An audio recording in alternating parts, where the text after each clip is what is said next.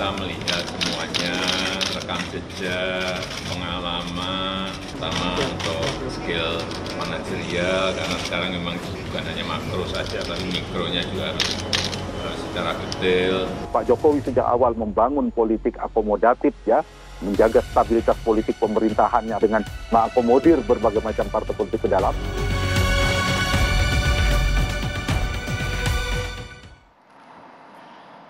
Selamat malam pemirsa, Anda menyaksikan Dua Sisi bersama saya Dwi Anggia. Pemirsa, kemarin Presiden Joko Widodo akhirnya melantik 2 menteri dan 3 kursi wakil menteri untuk memperkuat Kabinet Indonesia Maju.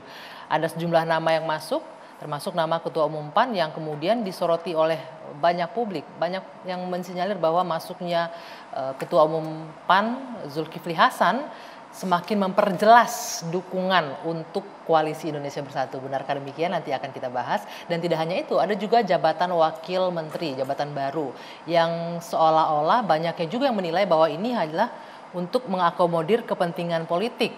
Nah, ketimbang memperkuat kinerja dari Kabinet Presiden Joko Widodo. Benarkah demikian? Kami akan membahasnya di Dua Sisi malam hari ini.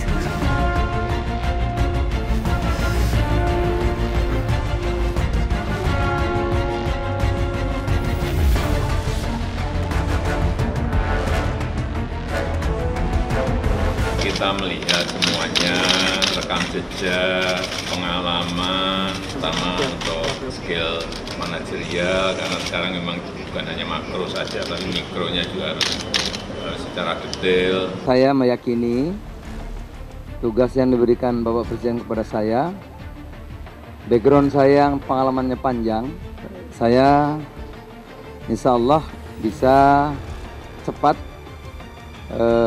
menyelesaikan terutama minyak goreng.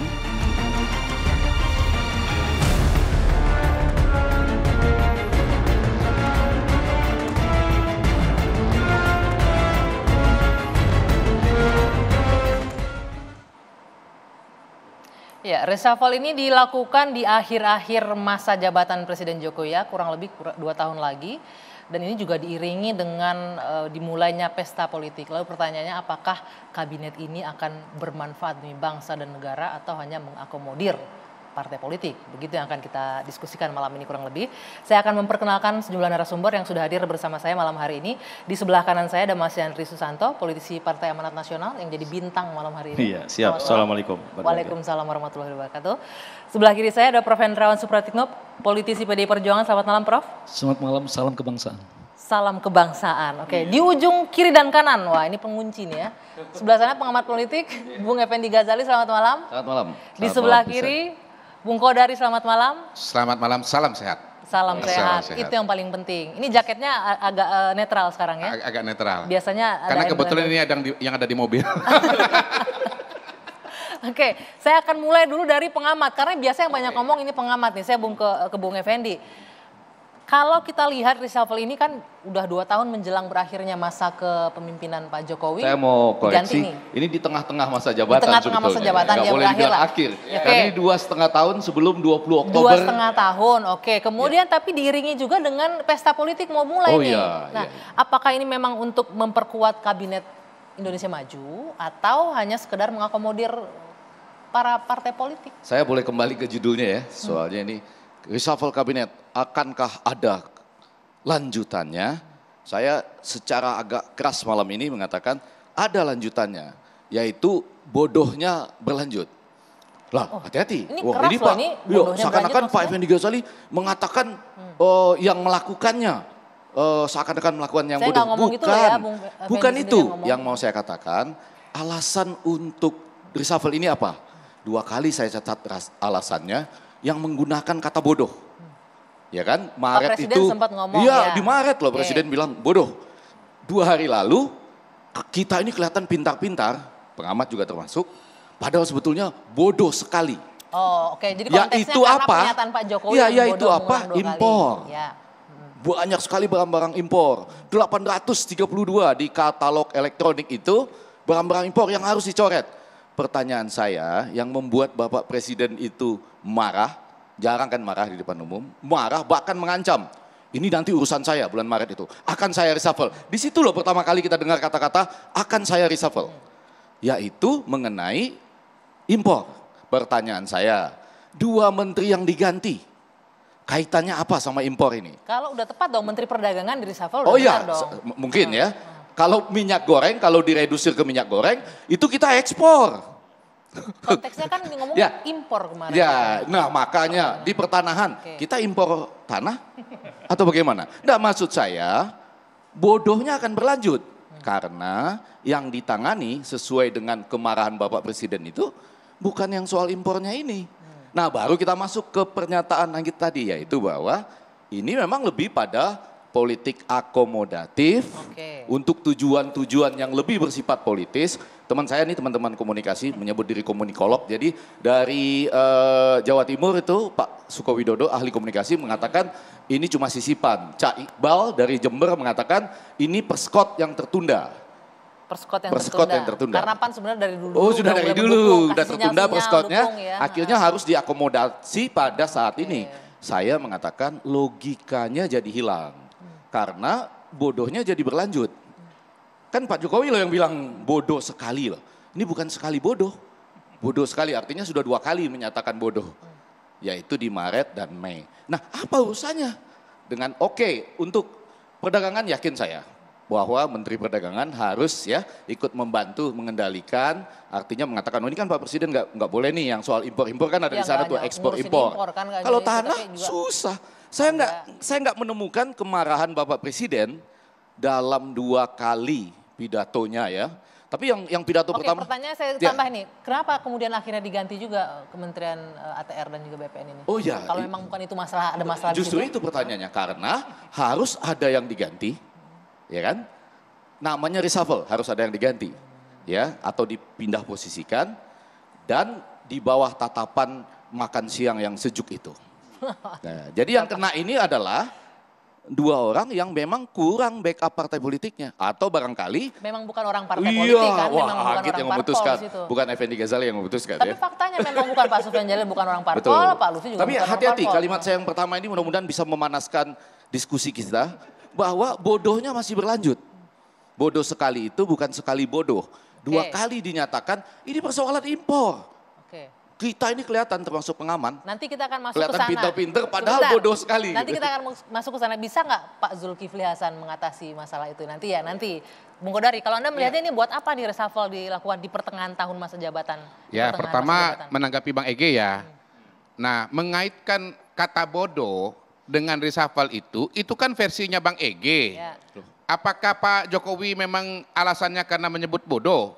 Menurut saya belum tentu. Kalau yang di bulan Maret ya loh. Iya. Ini kalau ekspor terus ini nanti urusannya sama saya. Iya, Saya reshuffle iya. gitu kan. Tetapi kalau kita lihat komunikasi yang disampaikan oleh Pak Jokowi dan yang disampaikan oleh menteri-menteri yang menggantikan menteri-menteri yang lama, itu kan kaitannya dengan stabilitas harga barang pokok, ya ketersediaan harga barang pokok, ya terutama soal minyak goreng yang belakangan itu sangat langka sampai-sampai membuat adanya antrian yang belum pernah terjadi puluhan tahun ya di negara kita, sekalipun pada zaman Covid kita nggak ada antrian tuh, yang mengakibatkan dukungan masyarakat atau kepuasan kepada Pak Presiden itu mengalami penurunan secara signifikan. Teman-teman lembaga survei kan menemukan kaitan antara penurunan tingkat kepuasan dengan kelangkaan dari minyak goreng.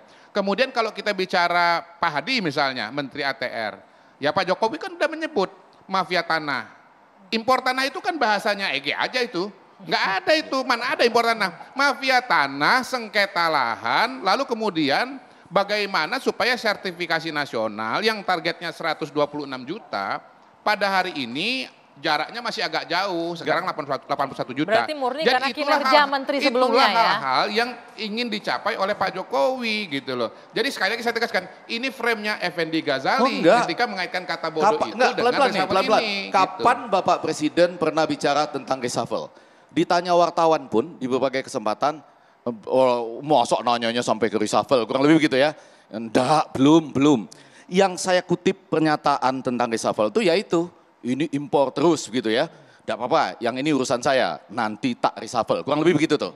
Jadi artinya pernyataan reshuffle itu harus terkait dengan kemarahan. Pak Presiden ini jarang loh mengucapkan kata-kata, pengamat mungkin lebih sering ya, bodoh sekali gitu. Itu jarang loh itu, Jarang Pak Presiden, marah juga Pak dan Presiden. marah. Ya. Itu dikaitkan menurut saya nggak bisa kok dari jangan-jangan Oke. kita nanti dinyatakan Oke. pengamat yang bodoh sekali Udah, lagi selesai gitu. dulu sampai di sana. Ya. Bagaimana dengan mengakomodir kepentingan politik? Bisa disebut seperti itu? Jelas. Sebelum kita lanjutkan, Oke, kita lihat baik. dulu ya peta Ya, sekarang ya. bagaimana di Kabinet Indonesia Maju.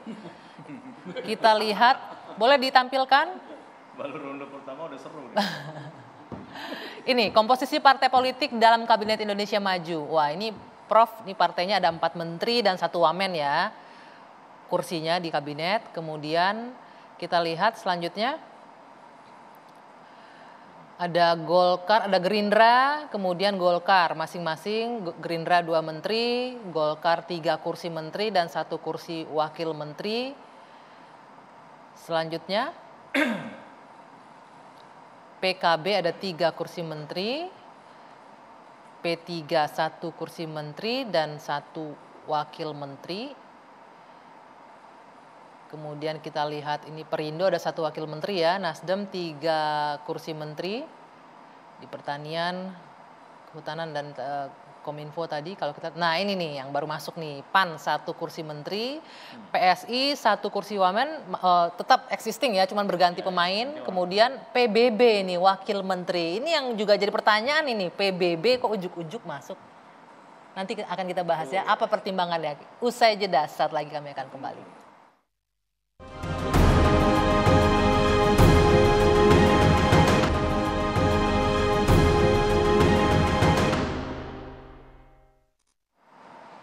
Ya, kita lanjutkan kembali. Bung Ege, tadi sebelum ke bapak-bapak politisi nih ya, tadi masuk tuh di akhir-akhir PBB di situ. Kalau kita lihat kontribusi PBB selama ini untuk pemerintahan Pak Jokowi seperti apa sehingga harus diakomodir? 2 hal yang pertama nih menegaskan secara cepat karena ada Kodari di sini.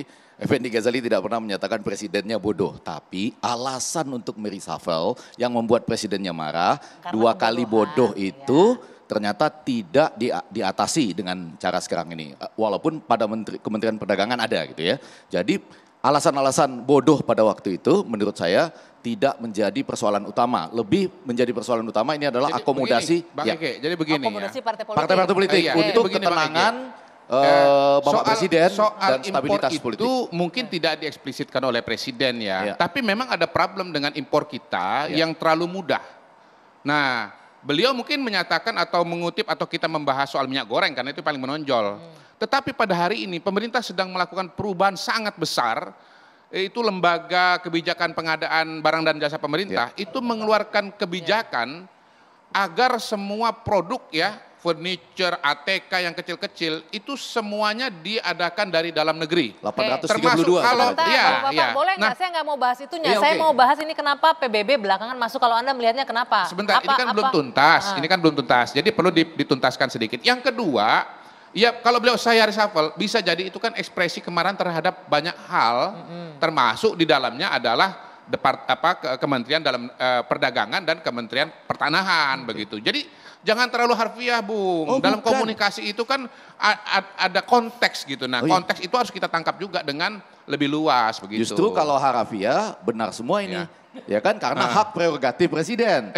Justru karena konteks, Iya. saya melihat konteks marahnya itu bagaimana Iya. dan apa yang dilakukan. Tapi boleh Iya, balik iya. ya ke PBB Balik ini lagi sekarang. poin saya. Iya. Ke PBB ini karena ada 2 partai lain. Jadi PBB ini saya juga pada waktu itu agak terkejut karena yang pertama saya merasa waktu itu Bapak Yusril sebagai Ketua Umum PBB, Profesor Yusril itu adalah lawyer profesional buat mungkin Pak Jokowi dalam kasus apa begitu ya pada waktu itu atau mungkin bersengketa di mana gitu. Tapi ternyata Bapak Wakil Menteri yang baru kita ini kita ucapkan selamat loh semuanya ya kepada yang jadi menteri maupun wakil menteri kelima-limanya. Pak Afrian Sanur ini menyatakan bahwa sebetulnya sudah lama kami mendukung Bapak Joko Widodo. Nah, pengamat ini justru harus menerjemahkan sekarang ini bentuk dukungannya dalam bentuk apa selama ini? Doa pasti, kan kita semua mendukung dalam doa. Kalau bicara dukungan harusnya PDI Perjuangan lah yang mendukung iya, paling banyak, iya. harusnya kursinya nambah gitu. Saya pikir bakal nambah tadi, ternyata Tapi enggak. saya ingin memberikan komentar sedikit tentang Presiden marah. Ya. Kalau Presiden marah saya kira tidak ditujukan kepada orang per orang. Tetapi Presiden ingin membangun kesadaran kolektif. Ya. Inilah tantangan besar bangsa ke depan. Kita harus mencari solusi. Itu sebabnya misalnya contoh ekonomi impor. Kita selama ini dikritik ekonomi kita memang lapar impor.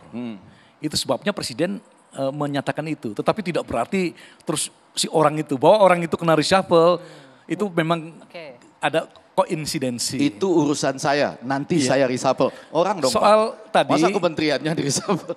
lebih banyak parpol yang diakomodasi, saya kira memang begini. Salah satu ciri Pak Presiden Jokowi itu dia terobsesi dengan semangat persatuan nasional.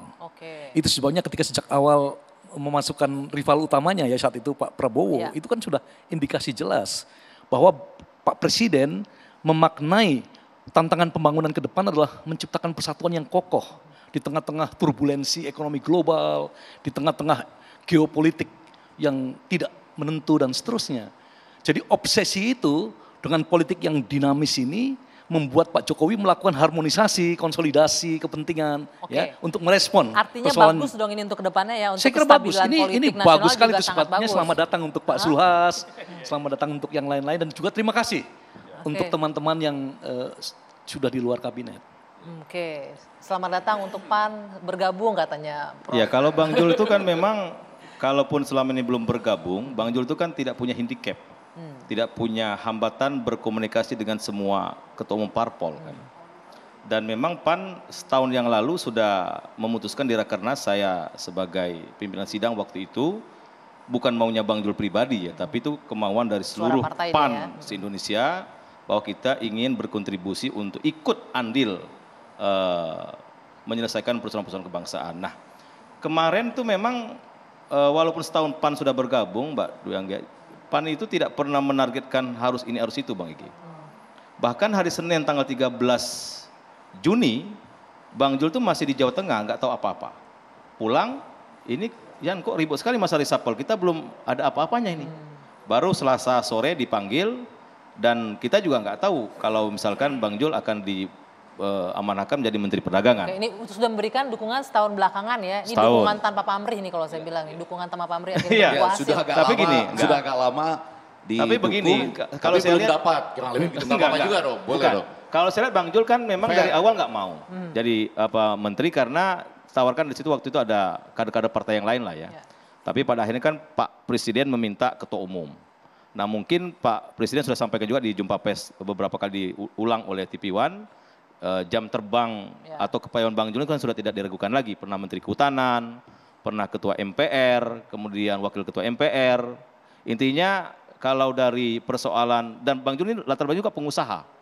Jadi pas lah ya ngurusin minyak goreng, perdagangan tuh masih masuk ya? Ya insya Allah pas itu. Dan saya yakin Bang Jul akan sungguh-sungguh. Nah oleh karena itu kami di internal partai juga, kami tidak ingin terlalu memberikan beban berat pada Bang Jul untuk di internal partai. Jadi saya misalnya sudah ditunjuk sebagai Ketua Pemenangan Pemilu Nasional. Ya tentu saya akan meramu ini supaya Bang Jul akan lebih concern untuk menyelesaikan di Kementerian Perdagangan. Yang ditunjuk untuk menggantikan Bang Zul di MPR belum? Belum. Oh, belum ya, oke. Belum, itu. Ya menurut saya itu kelanjutannya. Bang Yandri nanti, calon paling kuat kalau menurut saya adalah Bang Yandri. Itu kelanjutan dari reshuffle kabinet. Yaitu reshuffle Bang Kodari pimpinan jangan MPR. kayak ketua umum PAN aja nih Bang Kodari. Ya, boleh dong, kan pengamat kan boleh ngomong bebas. Ya. Sudah balik lagi. tapi ada alasannya loh, ada alasannya loh. Karena selama ini Bang Yandri ini notabene merupakan politisi PAN yang paling dekat dengan Bang Zul. Biar Bang Zul dan yang memutuskan bersama-sama nanti. dalam perjalanan perjuangan Bang Zul. Begitu. Walaupun paling dekat kan nggak mesti jadi wakil ketua MPR. Oke, saya mau lanjutkan lagi nih ya ke tema saya malam hari ini Bapak-Bapak. Saya ingin menghadirkan bagaimana komentar partai-partai politik terkait dengan reshuffle yang baru saja dilakukan oleh Presiden Jokowi kemarin. Kita lihat bersama Bapak-Bapak. Ini Demokrat nih ya, reshuffle kabinet hanya layani kepentingan politik Jokowi. Oke. Saya mau ngomong KIB ya? Ya. Kemudian Surya Paloh, kalau ada reshuffle lagi sudah rusak semuanya. Kalau ada lagi, kalau berikutnya ya. Ini yang ketiga nih. Kalau ada yang keempat baru rusak. Akankah ada lanjutannya? Kalau dijawab lanjut sama Kodari, rusak semuanya. Bentar, masih satu lagi. Politik merangkul ala Jokowi di balik reshuffle kabinet hari ini. Nah, oke. Ya, Ini seperti sebetulnya kan Bang Surya Paloh ini itu bilang kan mau mengatakan, tolong menteri kerja yang benar gitu. Kalau Jangan misalnya sampai Pak reshuffle Jokowi lagi. harus reshuffle lagi, kalian tuh keterlaluan gitu. Jadi kalimat itu, ini seperti Bang Ege juga nih. Jangan-jangan gurunya Surya Paloh nih Bang Ege nih. Beliau itu sedang ngomong pada para menteri, tolong kerja yang benar gitu. Nah beliau kan enak ngomong, karena beliau ketua umum yang bukan menteri. Oke, kalau gitu boleh ya kalau kita bersepakat ini kalau berdasarkan para pengamat yang bilang ini mengakomodir memang kepentingan politik untuk kepentingan yang lebih besar lagi ya. Pasti dong. Tidak hanya stabilitas Ya, politik menteri- nasional. Iya, Anggia gini. Pak Anggia, kehidupan berbangsa dan bernegara ini kalau bisa sama-sama kenapa harus berbeda gitu. Oke. Toh persoalan negeri ini kan sangat Kalau bisa rumit dan sama-sama banyak. sampai 82% lah ya. Enggak maksudnya. Enggak, kalau itu Bang Gigi Sebenarnya itu ada yang lebih masih mendasar panjang ya. lah ya. Oke, Iya, iya. sebentar. Ada Apa yang tuh, lebih Prof? mendasar, sistem kita kan sistem presidensial, tetapi multipartainya luar biasa.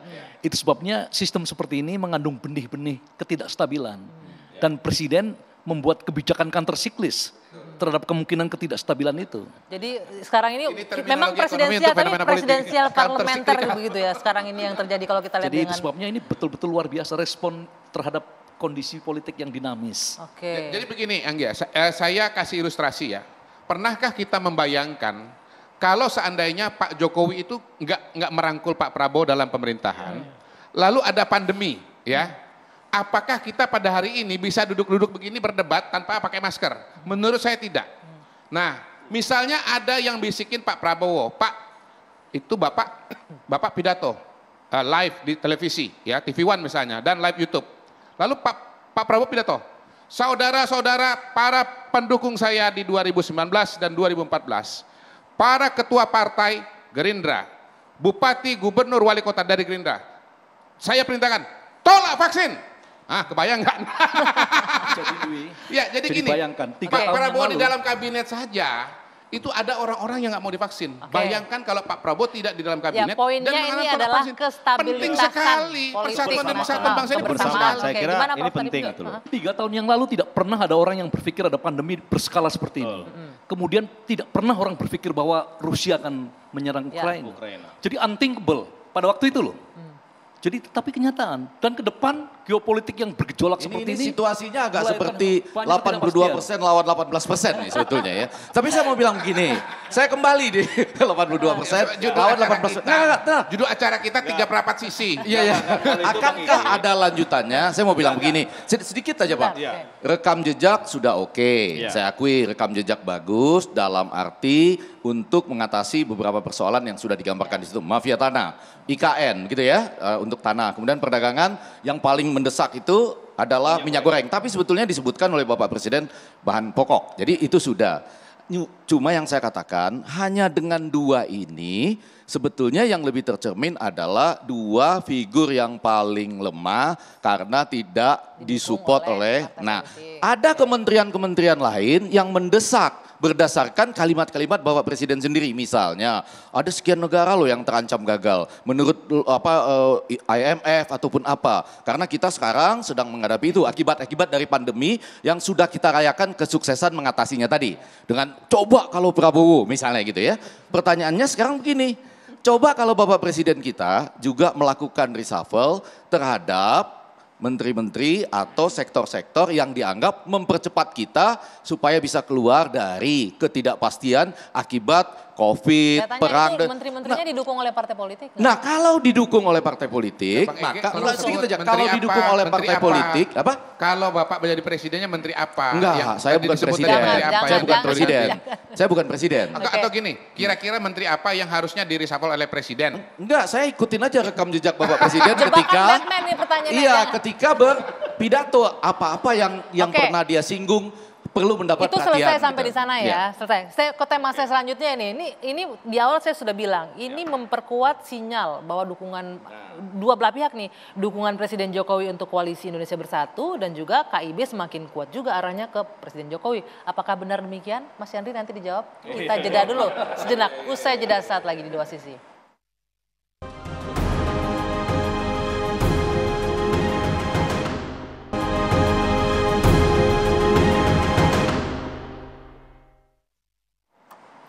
Saya lanjutkan dua sisi pemirsa. Tadi di sebelum jeda kita menyinggung bahwa dengan masuknya Ketua Umum PAN ke Kabinet Indonesia Maju ini memperkuat posisi keduanya.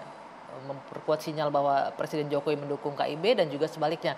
Kita lihat juga komentar bagaimana di luar sana terkait dengan reshuffle ini.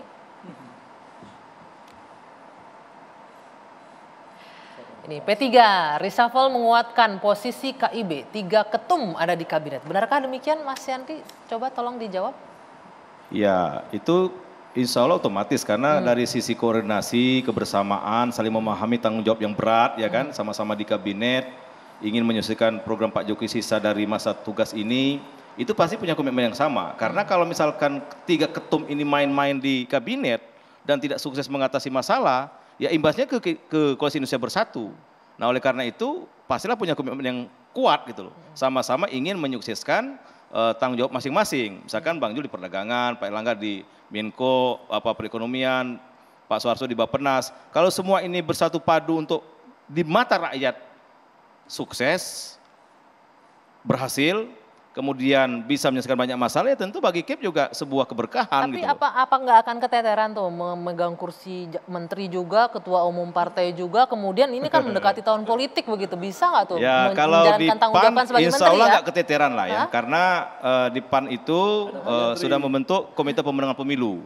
Ya saya sendiri ketuanya, di masing-masing provinsi sudah ada Komite Pemenangan Wilayah sampai ke tingkat desa sudah ada. Jadi kalau dari sisi pendistribusian tanggung jawab di partai, di internal partai, ya kami sudah selesai. Oleh karena itu kami tidak ingin merecoki kesibukan Bang Jul di Kementerian Perdagangan, kami konsentrasi di internal, itu sudah ada bagian-bagian yang sudah kami distribusikan, dan insya Allah tidak akan mengganggu konsultasi internal, maupun tidak akan mengganggu di Bang Jul di Kementerian Perdagangan. Oke, lebih fokus ya. Gimana Prof? Ya, kita berharap Bang Zul sukses ya, karena Kementerian Perdagangan ini pos yang sangat panas sebenarnya. Dalam 8 tahun terakhir ini ada 6 menteri loh. Jadi artinya rotasinya rotasinya cepat sekali dan tantangannya tidak ringan memang. Karena apa? Karena globalisasi kan membuat dampak yang besar. Dan Kementerian Perdagangan salah satu pos terdepan ya untuk memitigasi risiko globalisasi. Betul. Tapi nggak cukup di Bang Jul sendiri, Prof. Jadi memang perlu kebersamaan semua ya. Betul, dengan pelaku pasar, setuju. Kemudian stakeholder yang terlibat di perdagangan itu. Jadi ini memang harus kita satukan frekuensi kita dulu bahwa ini ada persoalan berat gitu loh. Kalau semua misalkan memandang sama ini persoalan dan kita cari solusinya, ya insya Allah sukses. Kalaupun Bang Jul sukses, bukan Bang Jul pribadi yang sukses, tapi bangsa ini yang sukses. Tapi kalau gagal, gitu loh. Nah ini yang maksudnya. Kalau gagal tanggung jawab sendiri. Ini masuknya ketum PAN ini ke menteri ini positif atau negatif dari dampaknya kalau dihitung-hitung buat PAN? Kalau lihat PR-nya berat loh ini, mengendalikan harga, mengatur harga, ya, mengatur kalau Bang Jul kan politik barang. kenegarawan kan udah teruji lah ya. Saya lihat begini, jadi bukan yang masalah diharapkan untung atau oleh rugi Bang lah. Zul ya, yang nggak ada di menteri sebelumnya itu adalah modal sosial. Jadi kita kalau bicara perdagangan memang ada aktor-aktor besar ya, apalagi kalau misalnya minyak goreng itu kan ada pemain-pemain besar. Nah untuk ngatur pemain-pemain besar ini kan perlu tokoh besar juga. Kalau Pak Lutfi ini, mohon maaf kita harus sebut, beliau kan profesional begitu. Kalaupun ada partai, partainya HIPMI, kira-kira begitu. Nggak punya kursi di parlemen kan begitu. Tapi seorang Bang Zul, dia pernah ketua MPR. Pernah menteri kehutanan. Dia pernah menteri, ya. Pengusaha dia juga. Ketua umum partai. Pengusaha juga. Dan pengusaha juga dan tapi yang terpenting dari Bang Zul itu adalah temannya banyak banget. Temannya banyak banget. Pergaulannya sangat bagus. Sehingga menurut saya Bang Zul itu kalau ngomong bobotnya itu beda gitu dengan bisa pemain-pemain. mengendalikan mafia-mafia juga. Iya. Menurut saya untuk lawan mafia itu yang harus punya otot gak kalah besar dengan mafia gitu loh. Kira-kira begitu. Lama-lama orang yang saya jadi di DPR itu yang di menteri. Jadi Bang Zul itu jangan mendekati permasalahan Kementerian Perdagangan ini dengan pendekatan teknis biasa. Dari 6 itu kan kebanyakan itu profesional, berpikirnya teknis, padahal yang diurus lebih daripada teknis gitu loh. Apalagi misalnya nanti ya. Tadi kata sama dari Bang Godari, Bang Jul ini nggak punya handicap, tidak punya hambatan untuk berkomunikasi dengan banyak pihak. Nah mudah-mudahan dengan modal itu persoalan selesai. Dan karena itulah kemudian saya sangat berharap Bang Yandri menjadi wakil ketua MPR, karena ini nanti Menteri Perdagangan akan mendapatkan tekanan-tekanan. Harus di backup oleh parlemen. Nanti kita buka tema selanjutnya nanti beda. Saya satu paket ini, satu paket. Saya sudah anggota Komisi 6 pasti akan diperkuat. Saya mengucapkan selamat lah semua yang jadi menteri, wakil ketua MPR dan lain-lain. Tapi pernyataan Kodari teman saya terbaik seumur hidup ini adalah agak bahaya. Profesional dibandingkan dengan Politisi, orang yang orang didukung partai. oleh antara lain partai politik. Di mana bahayanya Bang? Iya dong, kan kabinet kita ini lebih mengedepankan profesional dulu gitu. Ya kan? Kalau bisa profesional tapi dari Bang, ini Bang, partai kalau politik juga, jabatan tidak menteri apa-apa. itu, kalau kita bicara menteri itu setara jabatan saja. politik, Kalau beban politiknya profesional, besar. tidak didukung oleh partai politik pun, harusnya dia mendapat tempat dalam kabinet kerja yang profesional. Kalau Tapi kemudian mampu, orang kalau nggak langsung mampu ya mengatakan diganti. profesional gagal, sementara kalau didukung oleh partai politik berhasil, semua menteri aja dijadikan profesional yang harus berbasis partai politik. Begini, Jadi bobot kuat- bobot kuat politik, sekali. bobot Kuat, politik stabil, dan aman dari sampai setiap akhir. jabatan menteri itu bervariasi menurut saya ya. Jadi nggak bisa disamakan setiap pos menteri itu bobot politiknya sama, enggak, beda-beda.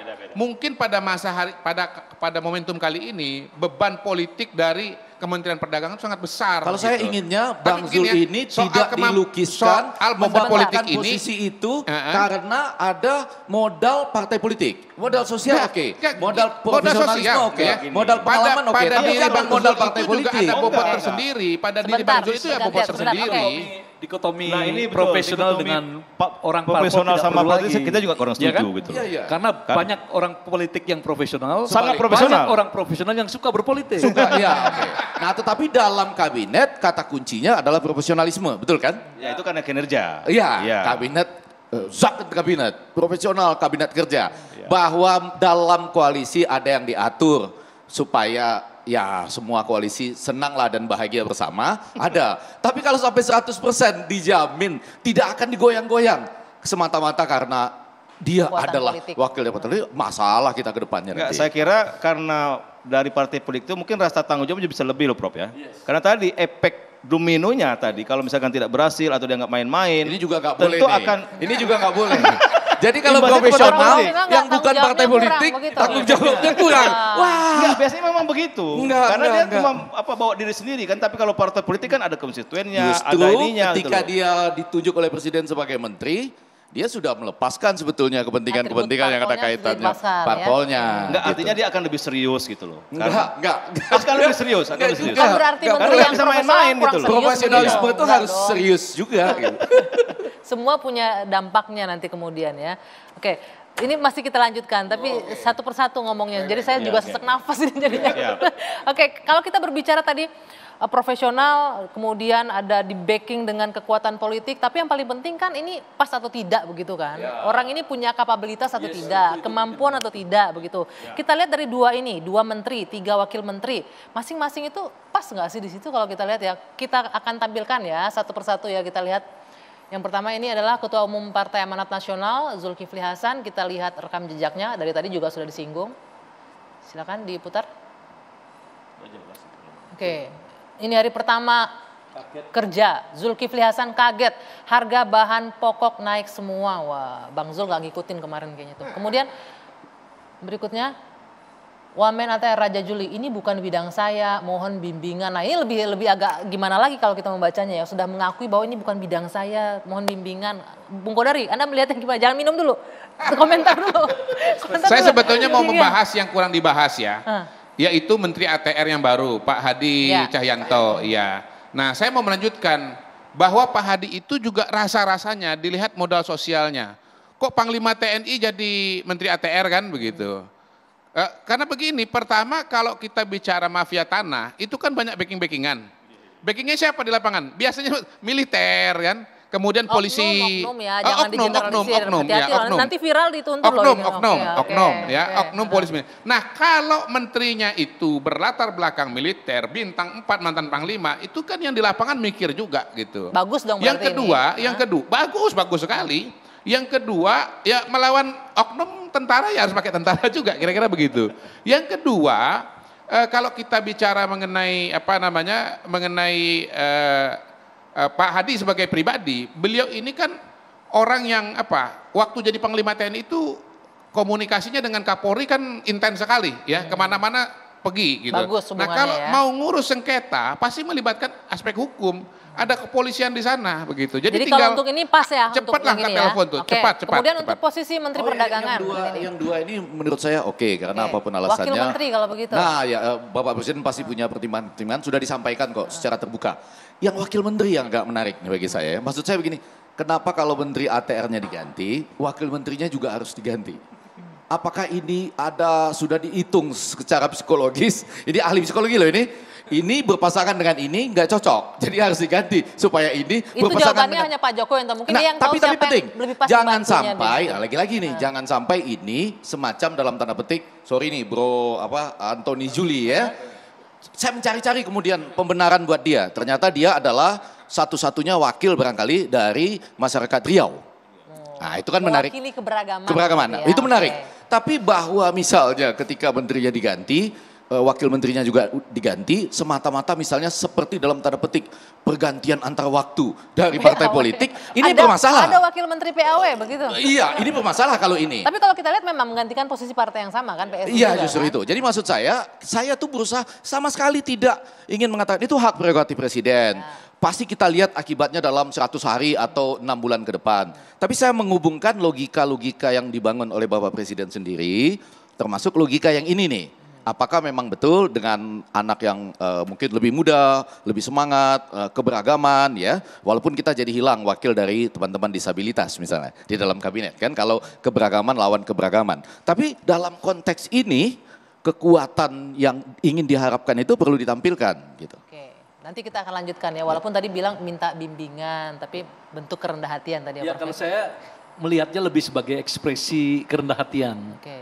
Sekaligus juga dia tahu masalahnya berat sekali dan dia ingin menyampaikan don't expect too much too soon. Jangan berharap terlalu banyak dalam waktu yang pendek. Oke. Saya kira itu. Kalau Ya. kalimat Tetapi tanggapannya bagus sekali menurut bagus. saya. Iya. Ya. Cuma pergantian itu seperti dalam catur tuh roket namanya jadi rokade. Satu Karena paket yang ya ini ditukar. terpaksa menyebut nama ya. Dr. Surya Chandra itu lebih sebagai akademisi sebenarnya. Dia lulusan Leiden dan dia sangat cermat ya untuk persoalan-persoalan yang detail seperti itu. Tapi memang mungkin dirasa kurang ngepush gitu ya. Oke, baik. Itu. Untuk dua wakil menteri lainnya nanti kita bahas. Kita jeda dulu sejenak. Dua sisi akan kembali sesaat lagi.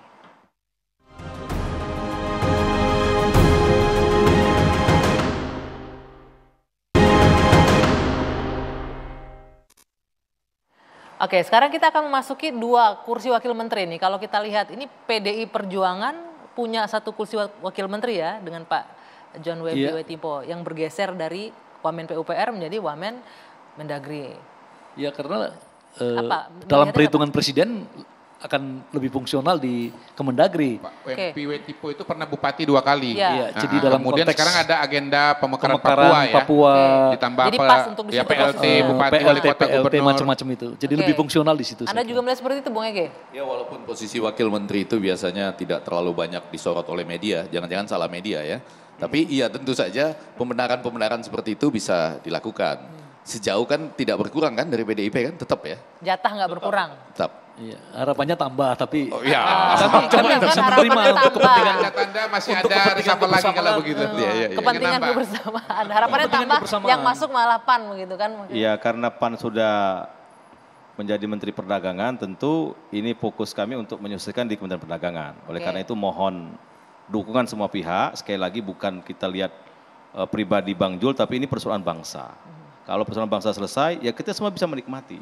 Tapi kalau bangsa ini tetap runyam, harga bahan pokok tetap tinggi, ya rakyat juga sengsara. Oleh karena itu mohon semua satukan frekuensi untuk menyelesaikan persoalan besar di Kementerian Perdagangan, ya yang akan menikmati tentu rakyat. Itu yang penting bagi kami ketika Bang Jul ada di posisi itu. Rakyat dan PAN juga yang akan menikmati nanti. Kalau berhasil. Iya enggak juga, kalau itu kan terserah kepada rakyat lah.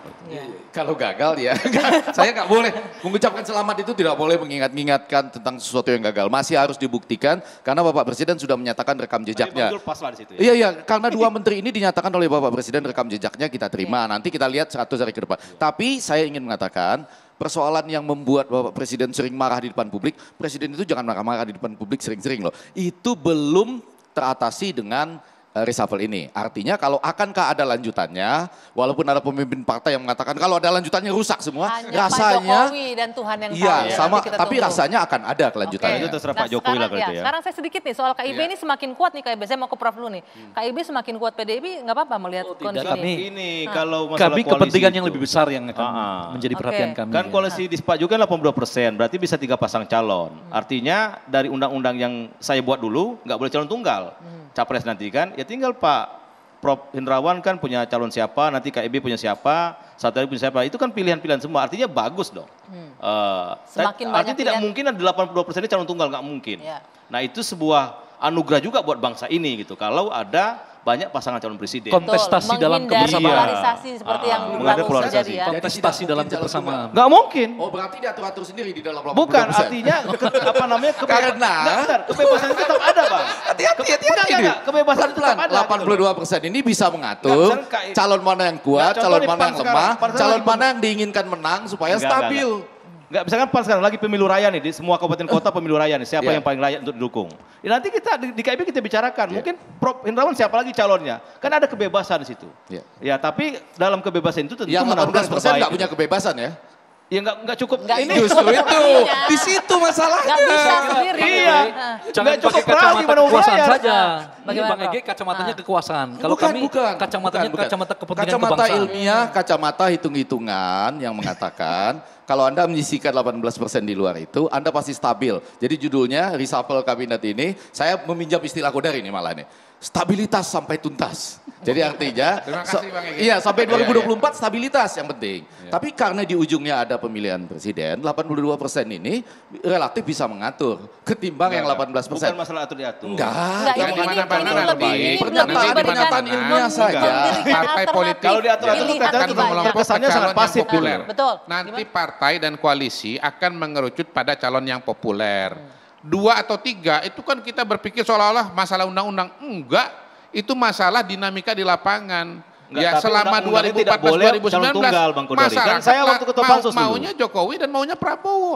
Nah nanti kalau 2024 maunya 3 nama Ganjar, Anies dan Prabowo akan terjadi itu gitu. Jadi sebetulnya jangan terlalu khawatir lah soal 82 koalisi dan seterusnya ini nanti Masih panjang tuh, masih tergantung panjang. calonnya ada berapa yang Tapi yang populer. pasti ini rakyat Iya. diuntungkan dengan ada 3 poros tadi itu. Iya, Jadi insya kita Allah. tidak Tidak ada terjadi lagi polarisasi, polarisasi, ya. politik identitas, nggak ada pilihan lebih banyak untuk masyarakat Oke. memilih pemimpinnya itu Oh iya yang dong, penting ya. Waktunya untuk rakyat identitas lah kira-kira Betul. ya. sama sekali nggak boleh kalau itu Oke. setuju. Terima Iya. kasih Bapak-Bapak. Saya harus Siap. tutup Terima kasih diskusi banyak. malam hari ini. Terima kasih sekali semuanya. Kita akan jumpa lagi di 2 sisi pekan depan.